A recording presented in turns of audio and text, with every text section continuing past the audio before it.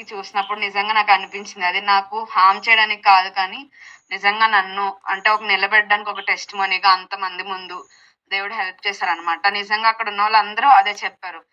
నీ దేవుడు లేకపోయుంటే నీకేం లేదు అని చెప్పి.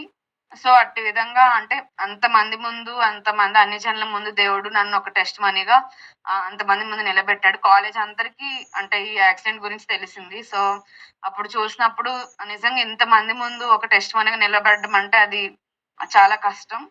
సో, దేవుడు అట్టి విధంగా నన్ను ఆ కాలేజ్‌లో నిలబెట్టారు. తర్వాత కూడా ఇంక థీసిస్ అవ్వదేమో, ఈ యాక్సిడెంట్ వల్ల డిస్టర్బెన్స్ వచ్చింది. 1 మంత్ మధ్యలో లేను నేను కాలేజ్‌లో. సో, ఎలా కంప్లీట్ చేసుకుంటానని చాలా భయపడ్డాను. కానీ తర్వాత దేవుడు చేసిన గొప్ప కార్యం ఏంటంటే, మొత్తం డిపార్ట్‌మెంట్ నుంచి నేనే ఫస్ట్ బయటకొచ్చాననమాట కాలేజ్ నుంచి. దేవుడు అటు విధంగా నాకు హెల్ప్ చేశారు. ఇంకా నేను పీహెచ్‌డీకి ప్రిపేర్ అవుతున్నాను. దేవుడు పీహెచ్‌డీ గురించి కూడా మాట్లాడారు. నేను అక్టోబర్‌లో మిషన్స్ కాన్ఫరెన్స్‌కి అటెండ్ అయ్యాను. కేరళ, యూఎస్ఏ కేరళ ద్వారా. అక్కడికెళ్ళినప్పుడు నేను అడిగాననమాట. ప్రభువా పీహెచ్‌డీ చేయమంటావా? లేదంటే వద్దంటే ఏం చేయమంటావు అని చెప్పి అడిగాను.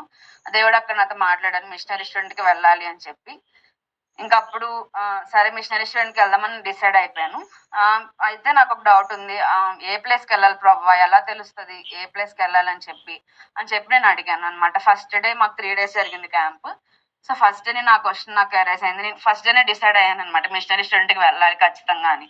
కానీ ఎటు వెళ్ళాలి? ఏ స్టేట్‌కి వెళ్ళాలని ఎలా తెలుస్తది ప్రభువా? అని చెప్పి నేను అడిగినప్పుడు దేవుడు నాతో లాస్ట్ డే అనమాట. లాస్ట్ డే ఇంక నేను ఇంకా ఆన్సర్ రాలేదని వెయిట్ చేస్తున్నాననమాట.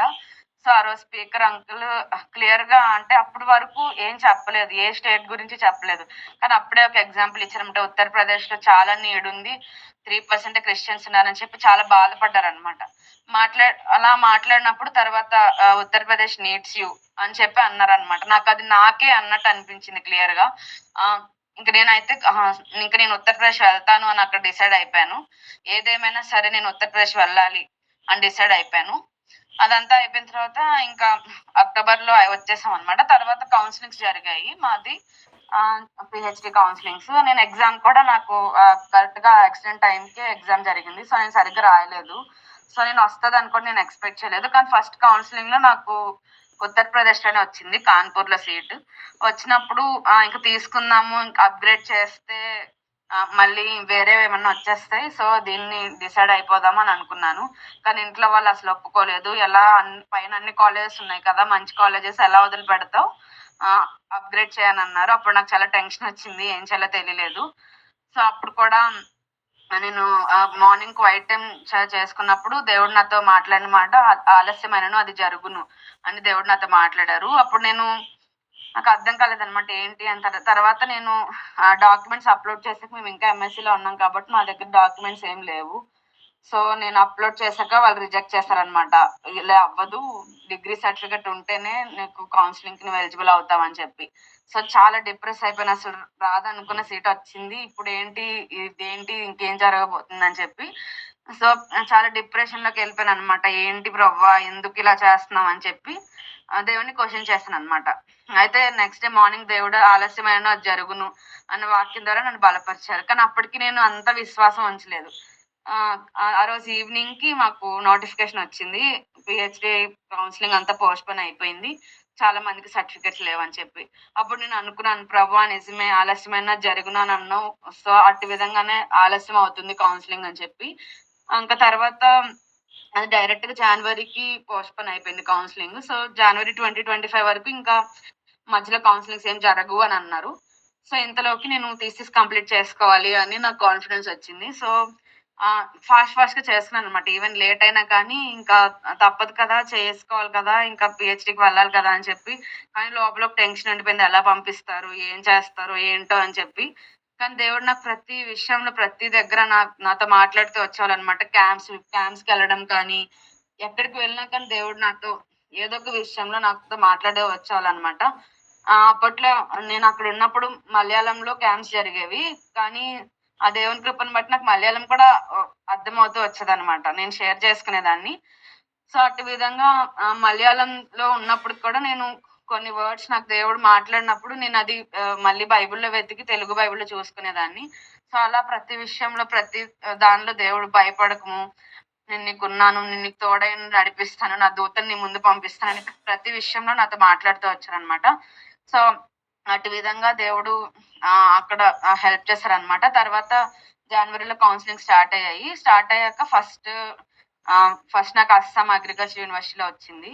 సో, కానీ నేను వెయిట్ చేస్తున్నానన్నమాట ఉత్తరప్రదేశ్ కావాలని చెప్పి. కానీ అస్సాం చాలా టాప్ యూనివర్సిటీ మా డిపార్ట్‌మెంట్‌కి. నేను అగ్రానమీ చేస్తున్నాను పీహెచ్‌డీ. సో, దానిలో అది టాప్ అని చెప్పారు. అందుకే ఇంకా ఆలోచించాను. అందరూ చెప్తున్నారు సీనియర్స్ అందరూ తీసుకో అస్సామే తీసుకో అని చెప్పారు. కానీ నాకు ఉత్తరప్రదేశ్ కోసం నేను వెయిట్ చేస్తున్నాను. ఎందుకంటే దేవుడు యూపీ అని మాట్లాడారు కాబట్టి ఖచ్చితంగా యూపీలోనే చేయాలని చెప్పి. పైనన్ని చాలా కాలేజెస్ ఉన్నాయి కానీ ఉత్తరప్రదేశ్ ఒక్కటే కాలేజ్ ఉంది. సో, నేను వెయిట్ చేస్తున్నాను. ప్రభువా ఎట్టి విధంగా నన్ను నడిపిస్తారో మీరు అలానే నడిపించండి. మీ చిత్తం ఎట్లా ఉంటే అలానే నడిపించండి అని చెప్పి. కానీ తర్వాత నేను అప్‌గ్రేడ్ చేశాను. First counselling, second counselling, third కౌన్సెలింగ్‌లో ఆహ్, మళ్ళీ వెస్ట్ బెంగాల్ వచ్చింది. వెస్ట్ బెంగాల్ ఇంక ఉండిపోయిందనమాట. ఇంక కదలట్లేదు. అప్పుడు అనిపించింది ఇంకా ఎలా వస్తది ప్రభువా! వస్తదా రాదా అని చెప్పి. నాది అప్పటికి వెస్ట్ బెంగాల్ 8థ్ ప్లేస్ అనమాట. నేను అనుకున్న యూపీ ప్లేస్ అయితే 4థ్ ప్లేస్ ఉంది. సో, 4థ్ ప్లేస్‌లో ఉన్న సీట్ రావడం అనేది చాలా కష్టం ప్రభువా! ఎలా అని చెప్పి నేను వెయిట్ చేస్తున్నాననమాట. ప్రేయర్ చేశాను. దేవుడు నాతో మాకు ఫిబ్రవరి 1న రిజల్ట్స్.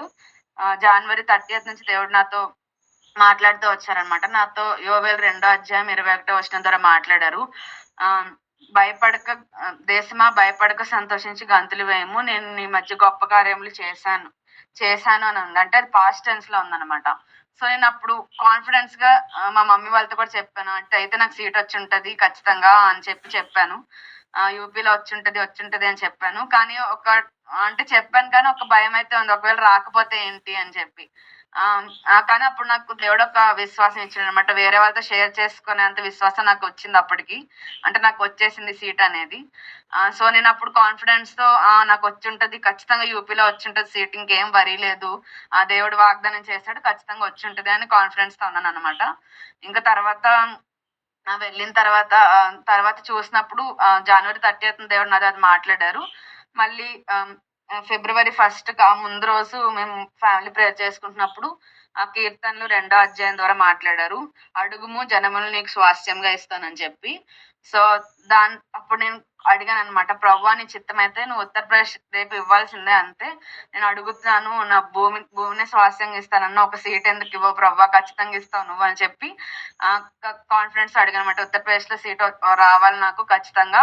నాకు ఆ కాలేజ్ కావాలి ప్రభువా అని చెప్పి నేను గట్టిగా ప్రేయర్ చేశాననమాట. నెక్స్ట్ డే కూడా 12:00కి రిజల్ట్స్ వచ్చాయి. వచ్చినప్పుడు నాకు ఉత్తరప్రదేశ్‌లో సీట్ వచ్చింది. రాణి లక్ష్మీబాయి సెంట్రల్ అగ్రికల్చర్ యూనివర్సిటీలో వచ్చింది. సో, దేవుని కృప వల్ల అది సెంట్రల్ యూనివర్సిటీ అక్కడ రావడం కూడా కష్టమే.